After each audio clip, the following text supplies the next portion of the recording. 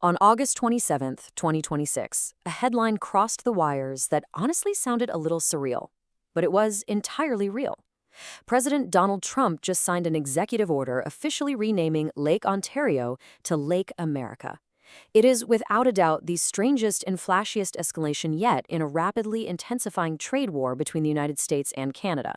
So, in today's Explainer, we're going to break down exactly how we got here, what this executive order actually does, and the massive economic stakes hiding just beneath the surface of this map-making controversy. Section 1. Welcome to Lake America, Executive Order 14172. So this executive order isn't just some political talking point, it's a binding directive. It's essentially a geopolitical billboard designed to command attention and assert American dominance over a shared resource. The official justification from the White House argues that because the deepest parts of the lake lie within U.S. territory, the U.S. basically claims most of the lake's volume. President Trump specifically cited that the U.S. Coast Guard supplies 9 of the 11 icebreakers on the Great Lakes, and he pointed to a $4 billion U.S. investment in protecting the freshwater ecosystem, contrasting that with what he views as a lack of similar investment from Canada. Now, you might be wondering, how does this actually roll out logistically? Well, the president ordered the Secretary of the Interior to execute a very strict 30-day timeline. Effective immediately, they are required to coordinate with the Board on Geographic Names, update the Geographic Names Information System, and completely scrub the name Lake Ontario from all executive department and agency maps, contracts, and documents. So within the U.S. federal government, this change is absolute. Section 2. The Trade War Context. From Talks to Tariffs. To really understand this, we have to look at how incredibly quickly things unraveled. In July, we saw initial U.S. tariffs hit. Fast forward to August 22nd, and sweeping 50% tariffs on over $27 billion of Canadian goods officially took effect. The very next day, urgent trade talks in Washington completely collapsed. Just 4 days after that, the Lake America executive order dropped. And now, we're staring down a September 8th deadline for Canada's official retaliation. To see what's actually on the line here, just look at this comparison. We are witnessing a massive tit-for-tat economic battle. The U.S. has specifically targeted Canadian heavy industry, things like steel, auto parts, and vehicles.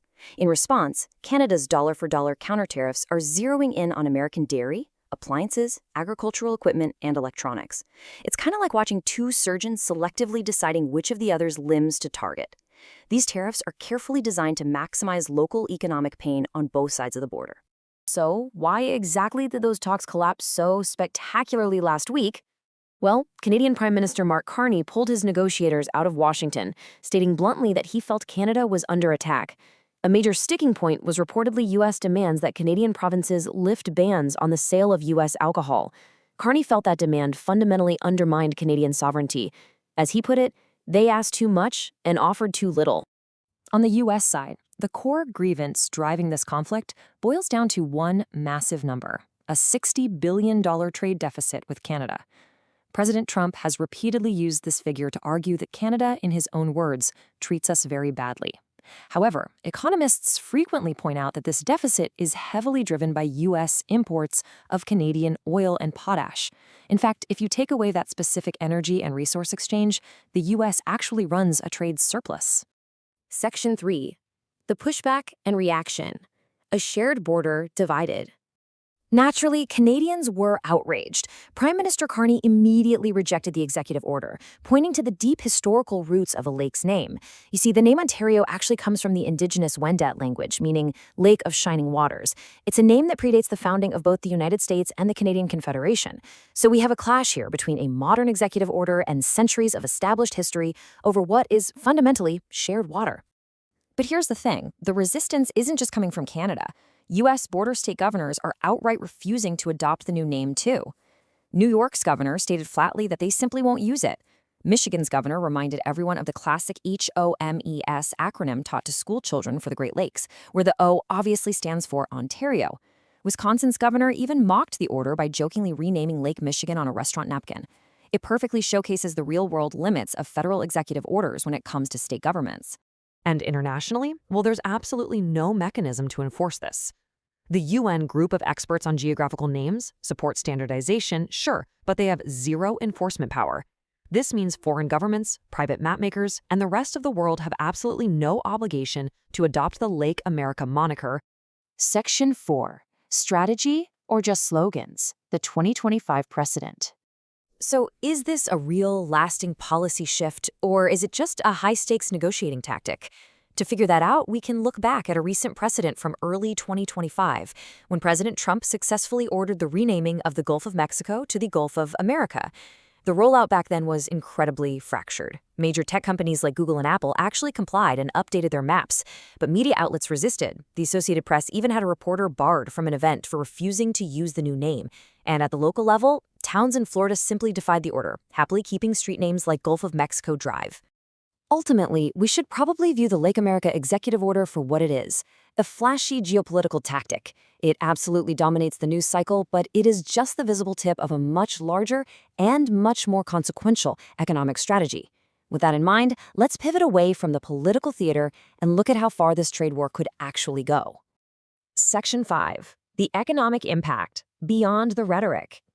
Let's look at the hard numbers. Scotiabank Economics ran the models, and their projection is pretty severe. They estimate that total Canadian gross domestic product will be 1.1% lower by the end of 2026 compared to a scenario where these U.S. tariffs didn't exist. Now, in macroeconomic terms, a sudden 1.1% drop is a massive hit to a national economy. Think of it like taking a sudden pay cut while all your bills stay exactly the same.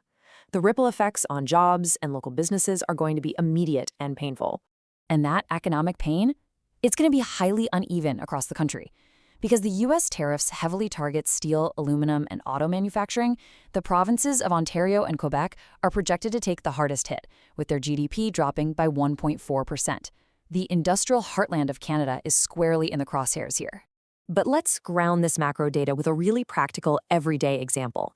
The Chamber of Marine Commerce is warning that these tariffs will disrupt vital shipping lanes on the Great Lakes and the St. Lawrence Seaway. This isn't just about abstract commodities being traded on a screen, it's about basic societal functions. For instance, this trade war could severely disrupt the cross-border flow of Canadian road salt, which a ton of U.S. states rely on to maintain safe roads during the winter. And hanging over all of this is another looming, massive threat. President Trump has threatened to double auto tariffs to a crippling 50% by January 2027. This applies to cars, trucks, and auto parts. If you think of the border not as a wall but as a conveyor belt that parts cross multiple times before a car is finally finished, well, for deeply integrated industries like this, a 50% tax adds immense, paralyzing uncertainty to the economic outlook. Section 6. What happens next? Retaliation and rates. So where do we go from here? Here are the practical next steps you need to watch. On September 8th, Canada's dollar-for-dollar retaliatory tariffs officially kick in. Meanwhile, the Bank of Canada is trapped in a brutal balancing act right now. They're weighing the inflation risks caused by these tariffs against the very real threat of major job losses.